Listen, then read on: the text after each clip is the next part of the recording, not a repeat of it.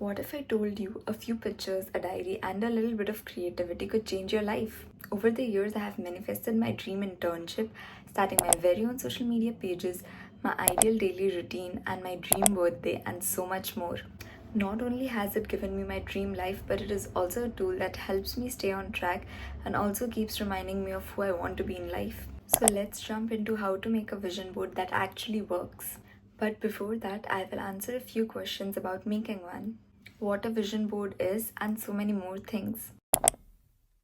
If you have never heard this before, a vision board is basically a visual representation of what you want your life to look like. It has very specific goals and dreams, and it's a mixture of words, pictures, and affirmations of what you want from your life.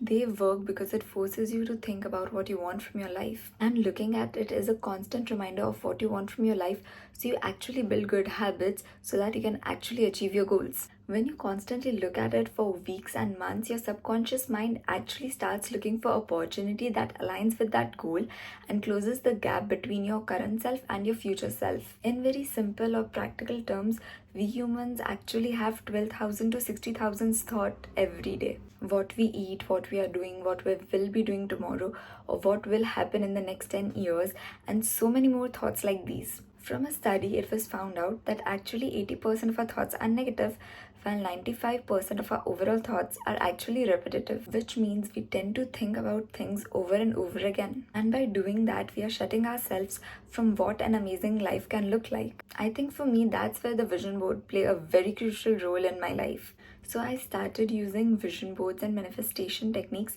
mainly from earlier this year. And like for example, I always wanted an ideal type of birthday and those kind of friendships that you cherish all your life.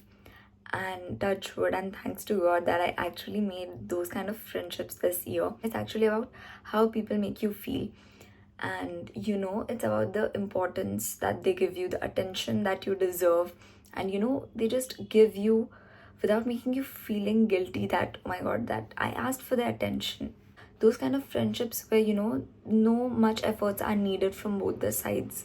Those kind of friendships are what I cherish the most, and thankfully I got those friendships this year.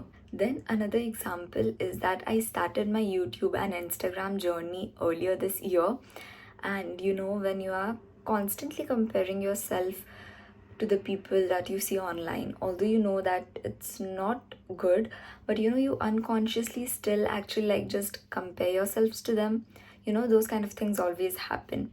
You're just like, oh my God, this girl has this kind of internship, she's doing this much in her life, she's in a good place in her life, and you just see yourself and you're like, oh my God, I'm doing nothing. But just a little reminder that it is not what you think it is. You might think that you're not enough, but in reality it's just that what you see online and what you really are may differ, but does not mean that your efforts and all are just not visible to anyone. Okay, you should try hard and you should prove it to yourself more than to anyone else that you can actually do it and actually achieve it for yourself more than for anyone else. So I also got my dream internship this year. So almost all of the goals that I have envisioned in this year, I have almost got all of them true. So that's one of the biggest things that I am always grateful for in my life, like these kind of friendships, the ideal birthday party, my dream internship, my content creation journey. It's a lot, but I read this quote somewhere that you cannot complain for having a lot on your plate when your goal was to eat. So this quote has always stuck with me, because when you want something extraordinary from your life, you have to step out of your comfort zone and actually get in there. So vision boards are just like a connecting gap between those dreams so that you actually achieve those. When you actually see them in front of your eyes, you have a constant reminder to yourself that you got to achieve this goal for yourself or for your family or for XYZ reasons. And especially thanks to God that I gained so many new subscribers and followers on my Instagram and YouTube, and this will always be a decision that I will never regret in my life. And all of these incidents reminded me of how powerful this tool can be. I'm a very strong believer that your thoughts, your subconscious mind, and the universe are conspiring together to get you exactly what you want from your life. But to get there, you have to be aligned. Your thoughts, your feelings, your emotions, all has to be one. A vision board that works needs to have three very important things: intention, very specific goals, and emotion. So, first and foremost, before getting very detailed with what your intention is with this goal, you need to ask yourself, what is your goal for the coming year? What are your intentions with making this vision board? What do I want to achieve, and how does this make me feel? Your intention is kind of like a personal statement to yourself. My vision statement in life is to stay authentic and always be grateful for everything that I have. But if I have to share my intention for this year, it is to break barriers while staying authentic. Now, if you haven't really thought about what your intentions are, or if you don't really know what it is, the simplest way to do is to just close your eyes and imagine what you want your ideal day to look like. What is the ideal morning routine that you have? What are the kind of books that you are reading? What are the kind of hobbies that you have? And what's the relationship that you have with yourself? And what do you feel when you look at yourself in the mirror? When you spend your time on these questions, you actually understand what you exactly want from your life. And you can actually pick out certain categories like, I want my health to look like this, I want to exercise once or twice a week, or eating healthy breakfast every morning, or this is what I want my career to look like. For some, it can be very slow mornings, for some, it can be very fast paced mornings. So, the very first step is to have clear intentions. Once you have your clear intentions, you can move forward with specifying your goals. So, I cannot lay enough stress on this, and every person who tells you about a vision board will always stress on this point that you need to be extremely specific with your goals and intentions. What is the exact house that you want? What is the exact job title that you want? And what is the exact amount of money that you want to earn? And most of the times you will notice one or two things coming true. The more specific you are, the easier it is to catch those things. And vision board is all about trusting the process. The moment you see one of your visions coming true, it boosts up your confidence and motivates you to work harder for the rest of your goals. So get very specific, and I know that it's very scary to believe in something so much, and you get upset when it doesn't come true, like in 6 months or 1 year. But that does not mean that it is not going to come true at all. So, it's all about keeping the hopes high and, getting in the spirit, and not losing hope when something doesn't come true. Sometimes you need a little more time to be prepared for something bigger in your life.